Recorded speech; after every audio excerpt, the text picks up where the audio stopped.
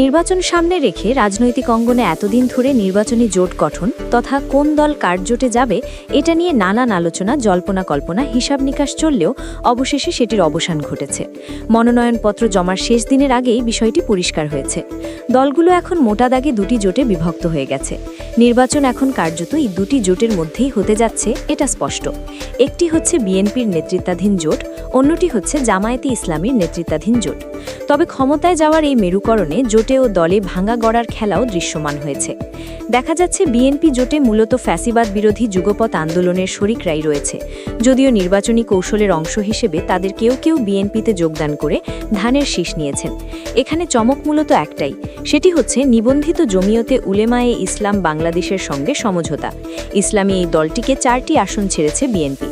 অন্যদিকে দীর্ঘদিনের মিত্র জামায়াত আগামী নির্বাচনে বিএনপির মূল প্রতিদ্বন্দ্বী। সেই জামায়াত বেশ কিছু ইসলামী দলসহ গণ অভ্যুত্থানের মধ্য দিয়ে গঠিত তরুণদের নতুন রাজনৈতিক দল জাতীয় নাগরিক পার্টি এনসিপিকেও কাছে ভিড়িয়েছে। এছাড়া কর্নেল অবদিত অলি আহমেদের এলডিপিও শেষ মুহূর্তে সামিল হয়েছে এই ইসলামী জোটে। পরিবর্তিত রাজনৈতিক পরিস্থিতিতে আওয়ামী লীগের কার্যক্রম নিষিদ্ধ থাকায় আগামী নির্বাচনে তাই বিএনপি ও জামায়াত জোটের মধ্যেই হতে যাচ্ছে মূল প্রতিদ্বন্দ্বিতা। রাজনৈতিক বিশ্লেষকদের অনেকে মনে করেন এই দুই জোটের মধ্যে বিএনপির নেতৃত্বাধীন জোট অনেক বেশি স্থিতিশীল, কারণ দলটি দীর্ঘ সময় ধরে রাষ্ট্রীয় ক্ষমতায় ছিল, নিজেদের মধ্যে বোঝাপড়া চমৎকার। অন্যদিকে জামায়াতের জোট নতুন হওয়ায় তাদের টেকসই হওয়ার বিষয়টি আসন সমঝোতা ও পারস্পরিক বোঝাপড়া সহ নানান কিছুর উপর নির্ভর করবে। তবে সঙ্গে সংসদ সদস্য হওয়ার জন্য ভাঙা গড়ার খেলা রাজনীতির সংস্কৃতির জন্য ভালো নয়। বিএনপির নেতৃত্বে ফ্যাসিবাদ বিরোধী দীর্ঘ আন্দোলন সংগ্রামে যারা রাজপথে ছিল তারাই মূলত আগামী নির্বাচনে দলটির শরিক। ইতোমধ্যে দলগুলোর সঙ্গে বিএনপির আসন সমঝোতা হয়ে গেছে। এদের মধ্যে জাতীয় পর্যায়ে যাদের ইমেজ রয়েছে, যারা বিজয়ী হতে সক্ষম, নিবন্ধিত এমন শরিকদের তাদের পছন্দ অনুযায়ী আসন ছেড়ে দিয়েছে বিএনপি। বগুড়া 2 আসনে নাগরিক ঐক্যের সভাপতি মাহমুদুর রহমান মান্না, ঢাকা 12 আসনে বাংলাদেশের বিপ্লবী ওয়ার্কার্স পার্টির সাধারণ সম্পাদক সাইফুল হক, ব্রাহ্মণবাড়িয়া 6 আসনে গণসংহতি আন্দোলনের প্রধান সমন্বয়কারী জোনায়েদ সাকি এবং পটুয়াখালী 3 আসনে গণ অধিকার পরিষদের সভাপতি নুরুল হক নূর নিজ নিজ দলের প্রতীকে ভোট করবেন। সমঝোতা অনুযায়ী বিএনপি এসব আসনে দলীয় কোনো প্রার্থী দেবে না। ঢাকা 12 আসনে বিএনপি দলের ঢাকা মহানগর উত্তর শাখার সাবেক আহ্বায়ক সাইফুল আলম নীরবকে প্রাথমিকভাবে দলীয় মনোনয়ন দিলেও তিনি এখন বাদ পড়বেন। এছাড়া নড়াইল 2 আসনে অনিবন্ধিত এনপিপির চেয়ারম্যান ড ফরিদুজ্জামান ফরহাদ, যশোর 5 আসনে অনিবন্ধিত জমিয়তের যুগ্ম মহাসচিব মুফতি রাশিদ বিন ওয়াক্কাস ধানের শীষে ভোট করবেন। নড়াইল 2 আসনে জেলা বিএনপির সাধারণ সম্পাদক মনিরুল ইসলাম এবং যশোর 5 মনিরামপুর আসনে উপজেলা বিএনপির সভাপতি শহীদ মোহাম্মদ ইকবাল হোসেনকে প্রার্থী করেছিল দল।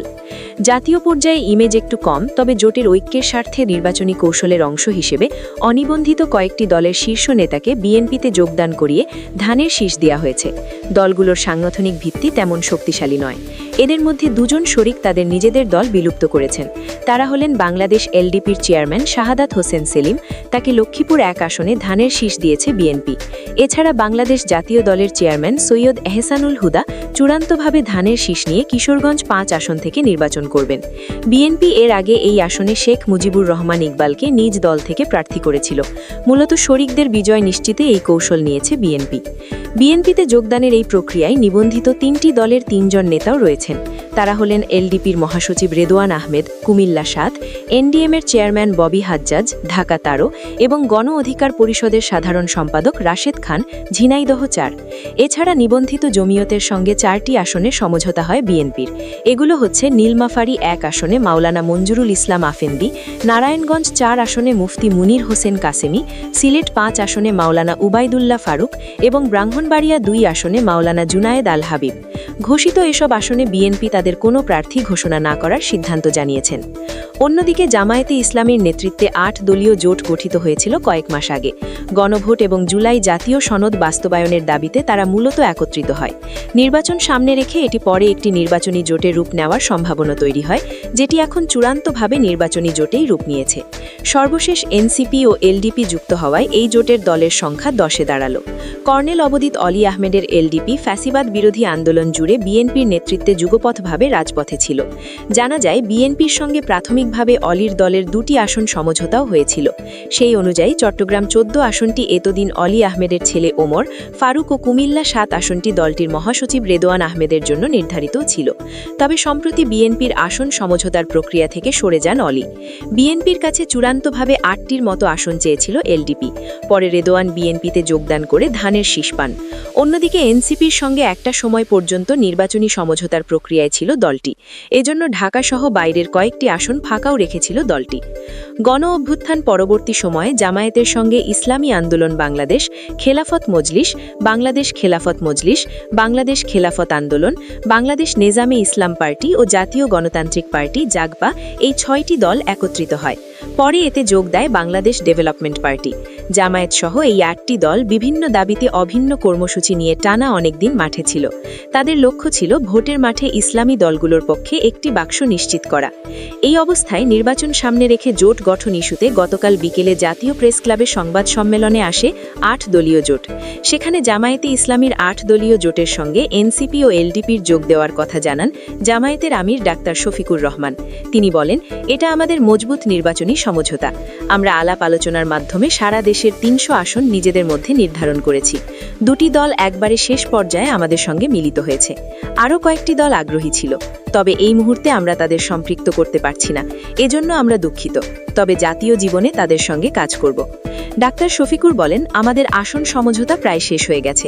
সামান্য যে বিষয়গুলো রয়েছে নমিনেশন ফর্ম জমা দেবার পরপরই আলোচনার মাধ্যমে সমাধান করতে পারব। এক্ষেত্রে কোনো সমস্যা হবে না। আমরা খুবই আস্থাশীল। পরে রাতে রাজধানীর বাংলা মোটরের অস্থায়ী কেন্দ্রীয় কার্যালয়ে সংবাদ সম্মেলনে জামায়াতে সহ 8 দলীয় জোটের সঙ্গে এনসিপির যুক্ত হওয়ার বিষয়টি আনুষ্ঠানিকভাবে জানান দলের আহ্বায়ক নাহিদ ইসলাম। তিনি বলেন, নির্বাচনকে কেন্দ্র করে আমরা জামায়াতে সহ 8 দলীয় জোটের সঙ্গে একসঙ্গে নির্বাচন করছি। আমরা সবাই গণভোটে হ্যাঁ এর পক্ষে কাজ করব। তবে তিনি বলেন, জামায়াত ও সমমন্যা দলগুলোর সঙ্গে তাদের কোনো আদর্শিক ঐক্য হয়নি। এটি একটি নির্বাচনী সমঝোতা। কে কোন আসন থেকে নির্বাচন করব তা আগামীকাল আনুষ্ঠানিকভাবে জানানো হবে। জোটের বাইরে আমাদের আলাদা কোনো প্রার্থী থাকবে না। ওইসব আসনে আমরা জোটের পক্ষে কাজ করব। তবে আগামী নির্বাচনে এই 2 নির্বাচনী জোটের মধ্যে বিএনপির নেতৃত্বাধীন জোটই অধিক শক্তিশালী ও স্থিতিশীল বলে মনে করেন রাজনৈতিক বিশ্লেষকরা। ঢাকা বিশ্ববিদ্যালয়ের রাষ্ট্রবিজ্ঞান বিভাগের অধ্যাপক কাজী মুহাম্মদ মাহবুবুর রহমান কালবেলাকে বলেন, রাজনীতিতে এখন আওয়ামী লীগ নেই। এই অবস্থায় 24-এর 5ই আগস্টের সমর্থক যারা, সেই দলগুলো তো ক্ষমতায় যাওয়ার জন্য একে অপরের প্রতিদ্বন্দ্বিতা করবে, এটাই স্বাভাবিক। সেই ক্ষমতায় যাওয়ার প্রতিদ্বন্দ্বিতায় মেরুকরণ হচ্ছে এখন। সেই মেরুকরণে বিএনপির একটি শক্তিশালী অবস্থান আছে, যেহেতু পার জোট অনেক পুরনো, তারা অনেক দিন ধরে কাজ করছে। বিএনপির এই শক্তিশালী স্থিতিশীল অবস্থানের বিপরীতে জামায়াতে ইসলামীর নেতৃত্বে ইসলামী দলগুলোর আরেকটি জোটও দৃশ্যমান। তিনি আরও বলেন, রাষ্ট্রবিজ্ঞানে বলে, যেখানেই সংসদীয় ব্যবস্থা সেখানেই দ্বিদলীয় ব্যবস্থা থাকবে। বাংলাদেশের মতো দেশগুলোতে দ্বিদলীয় ব্যবস্থা নেই, তবে দ্বিজোটীয় হয়েছে। 2025-এর আগেও যেমন আমরা দ্বিজোটের প্রবণতা দেখেছি, এখন 2025-এর পরে 2026-এর নির্বাচনকে কেন্দ্র করে আমরা আবারও একই প্রবণতা দেখছি, যা দ্বিদলীয় সংসদীয় ব্যবস্থার চরিত্র। তিনি বলেন, নির্বাচনকে কেন্দ্র করে শেষ মুহূর্তে রাজনৈতিক দল ও জোটগুলোর মধ্যে যে ভাঙা গড়া, সেটা হয়তো রাজনীতিতে স্বাভাবিক প্রবণতা। কিন্তু নিজের দল প্রতীক বাদ দিয়ে শুধু সংসদ সদস্য হওয়ার জন্য যদি এই ভাঙা গড়া হয়, হঠাৎ করে নতুন জোটে যাওয়া, যার সঙ্গে আগে সেভাবে সম্পর্ক নেই, এটা রাজনীতির সংস্কৃতির জন্য ভালো নয়। তারা লোভে পড়ে যাচ্ছেন বলে অনেক সময় প্রতীয়মান হয়।